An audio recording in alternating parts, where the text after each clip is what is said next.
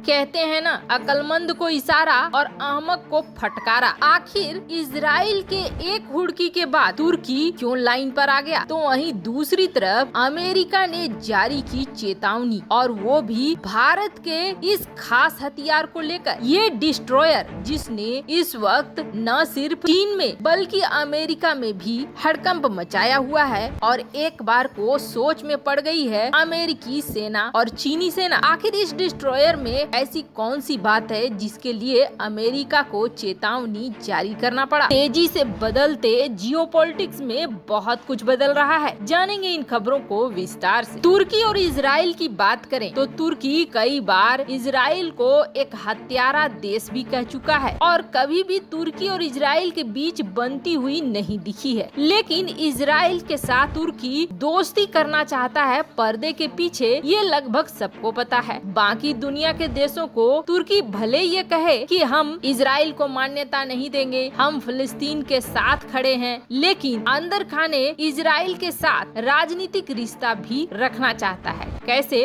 तो आप देखिए, वैसे तो अर्दोगन को माना जाता था कि ये इजराइल का धुर विरोधी नेता है। इस्लामी देशों का मसीहा बनने की कोशिश कर रहे अर्दोगन हमेशा इजराइल की आलोचना करते थे, लेकिन अब पासा पलट गया है। वही अर्दोगन जो 2018 में इजराइल के साथ सारे राजनीतिक संबंधों को तोड़ लेता है, लेकिन साल 2020 में अचानक से इजराइल के साथ राजनयिक संबंधों का ऐलान कर देता है, जबकि अर्दोगन इजराइल को कातिल, दहशतगर्द और पता नहीं कौन कौन से नाम दे चुके हैं। पर अब तुर्की की और अर्दोगन की ऐसी हालत हो गई है कि कोई भी हुड़की दे दे अर्दोगन हिल जाता है। मसीहा बनने की बात तो दूर है, और खलीफा बनने के चक्कर में अर्दोगन लतीफा बन गया है, ये भी तय है। एफएटीएफ की ग्रे लिस्ट और ऊपर से अमेरिकी प्रतिबंधों का तड़का। धीरे धीरे तुर्की और तुर्की का नेतृत्व पूरी तरीके से बौखला रहा है। उसे समझ में नहीं आ रहा है कि करना क्या चाहिए। अभी इस वक्त एक भीगी बिल्ली से ज्यादा नहीं है हैसियत अर्दोगन की और तुर्की के नेतृत्व की। इसका ताजा उदाहरण देखिए। तुर्की और इजराइल के बीच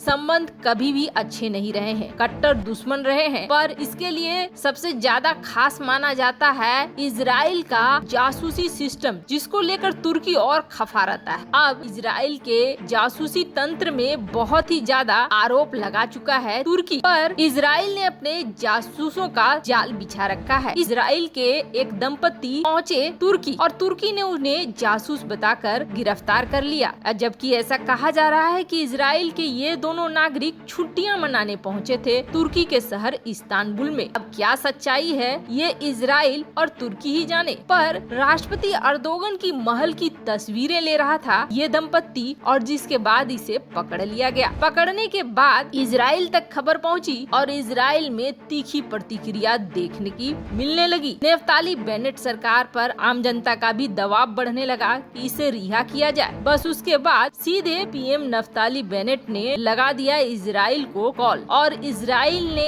एक बार से 2 बार नहीं करा, तुरंत उस दंपति को, उस पति पत्नी को छोड़ दिया। यहाँ तक कि अपनी दोस्ती का हवाला भी देना शुरू कर दिया, और ये कहना शुरू कर दिया कि हम तो चाहते हैं आपके साथ रक्षा, कूटनीति और व्यापार में आगे बढ़े। वैसे पहले कश्मीर में यू टर्न और फिर यहाँ फलस्तीन में यू टर्न, ये देखकर तो यही लग रहा है तुर्की अब पाकिस्तान और चीन नहीं बल्कि अपनी विदेश नीति को अपने बल पर बदल रहा है, क्योंकि उसे दिन में तारे नजर आने शुरू हो गए हैं। वहीं दूसरी तरफ अब अमेरिका ने चेतावनी जारी की है पूरी दुनिया के लिए, और ये चेतावनी किसी और के बारे में नहीं है बल्कि भारत के एक हथियार के बारे में है। अभी आपने सुना होगा कुछ दिन पहले ही भारत ने अपने सबसे खतरनाक डिस्ट्रॉयर को शामिल किया है। अब ये खतरनाक है, इसका अंदाजा लगभग साधारण तौर पर चीनी सेना को है, पर अमेरिका क्यों इसे बहुत ज्यादा प्रेशर देके ये कह रहा है कि ये बहुत पावरफुल है, भारत का सबसे पावरफुल है। दरअसल हिंद महासागर के क्षेत्र में अगर भारत को अपना वर्चस्व बनाकर रखना है, क्योंकि अभी की जियोपॉलिटिक्स ऐसी है कि इंडो पैसिफिक इलाके में भारत को छोड़कर कोई देश कुछ करना चाहता है तो वो संभव नहीं है। रणनीतिक रूप से इंडो पैसिफिक की बनावट ऐसी है कि भारत यहाँ प्रमुख देश बन जाता है।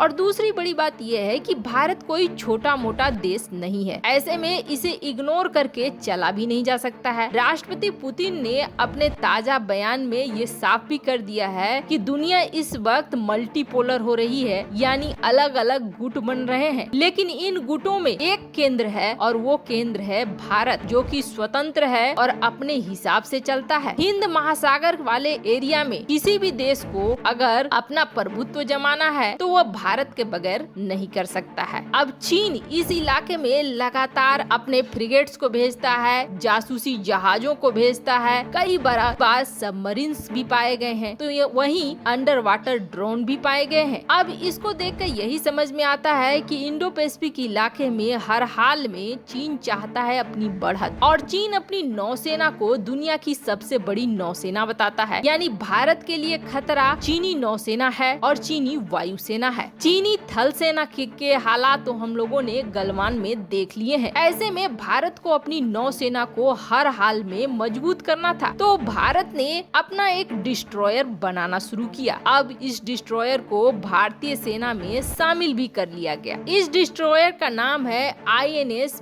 विशाखापत्तनम। अब इस विशाखापत्तनम में ऐसी कौन सी खूबी है जिसकी वजह से इसे खतरनाक बताया अमेरिका ने, तो आपको बता दें। सबसे पहली बात ये है कि पाकिस्तान की नेवी इसके आगे टिकती नहीं है, पाकिस्तान से ये काफी आगे निकल चुका है। जहाँ तक अमेरिका के डिस्ट्रॉयर की बात करें तो अमेरिका का डिस्ट्रॉयर इस वक्त टॉप का डिस्ट्रॉयर माना जाता है, क्योंकि इसकी जो बनावट है ये चीन रूस सबसे अलग है। इसमें आपको नहीं दिखेंगे कि मिसाइलें कहाँ हैं। अब ऐसा अमेरिका इसलिए करता है कि मिसाइलें कौन सी दागने वाला है, क्या इस डिस्ट्रॉयर की खासियत है, उसे छिपाया जा सके। अभी तक इसे माना जा रहा है दुनिया का खतरनाक, पर अब इसके बाद भारत के इस डिस्ट्रॉयर को अमेरिका मान रहा है भारत का सबसे पावरफुल डिस्ट्रॉयर, क्योंकि इस डिस्ट्रॉयर में एक तो हर तरह की मिसाइल, चाहे वो ब्रह्मोस हो या VLSRSM हो, इसे माउंट किया जा सकता है। वैसे आपको बता दें VLSRSM का परीक्षण किया गया था और अब ये पूरी तरीके से तैयार हो गई है इसमें लगने को। एक तो ये मिसाइलें खुद में बेहद खतरनाक है, दूसरा